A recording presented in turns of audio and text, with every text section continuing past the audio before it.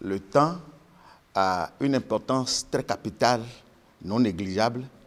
Mais aujourd'hui, nous constatons avec amertume que le temps est totalement délaissé, abandonné, balayé d'ailleurs du revers de la main, surtout par le peuple de Dieu. Parce que, par définition, le temps, c'est une continuité indéfinie. C'est un milieu où se déroule la succession des événements, des changements, des mouvements et leur représentation dans la conscience.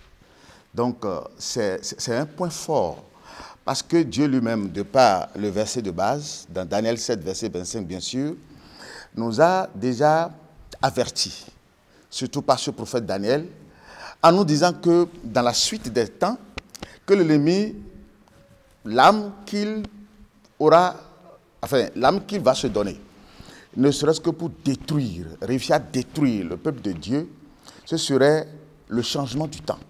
Parce que dans Daniel 7, verset 25, la parole dit « Il espérera changer les temps et les saints seront livrés à lui pendant un temps, des temps et la moitié d'un temps. » Donc, le temps, de par sa connaissance, exprime Dieu. Parce que Dieu lui-même, au travers des attributs qu'il se donne, on l'appelle éternel. Quand on dit éternel, c'est ce qui ne finit pas. Et quelque chose qui est éternel doit avoir rapport avec le temps. Même si nous prenons le livre de Genèse 1, à partir du verset 1er, la parole dit clairement qu'au commencement était la parole était avec Dieu et la parole était Dieu. Parce que rien n'existait avant Dieu. Il est le commencement et la fin.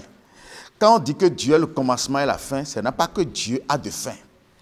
Tout commence devant Dieu et tout se termine encore devant Dieu.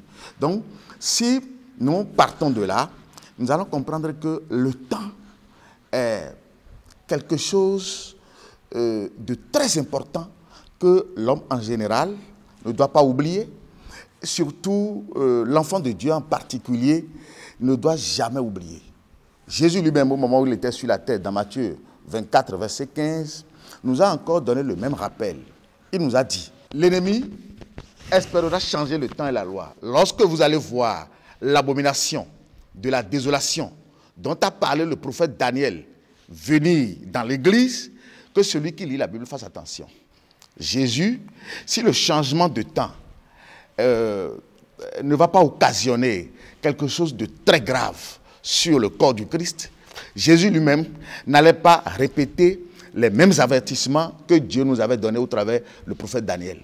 Il a bien dit dans Matthieu 24, verset 15, je viens de le citer, que lorsque nous verrons l'abomination de la désolation dont a parlé le prophète Daniel, établie en lieu saint.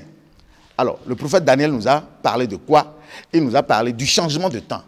Parce que ce serait la seule âme que l'ennemi va se doter, ne serait-ce que pour détruire le corps du Christ. Donc aujourd'hui, nous sommes en train de constater avec amertume que le temps a été changé. Le temps a été changé. Au temps des apôtres, ce n'était pas encore changé. Au temps de Jésus, ce n'était pas encore changé. Au temps de nos grands patriarches, ce n'était pas encore changé. Mais à l'heure où nous sommes, nous qui aujourd'hui acceptons Jésus-Christ au travers la parole de Dieu, c'est en notre temps que tout ce qui a été programmé par l'ennemi est venu à l'accomplissement. Donc, ça fait depuis 2023 ans que le temps a été changé. Et lorsque nous n'allons pas faire attention, lorsque nous n'allons pas nous jauger ou bien lorsque nous n'allons pas prendre garde de tout ce que la Bible nous dit, alors on serait en train d'adorer Jésus-Christ ou bien on serait en train de dire qu'on adore Jésus-Christ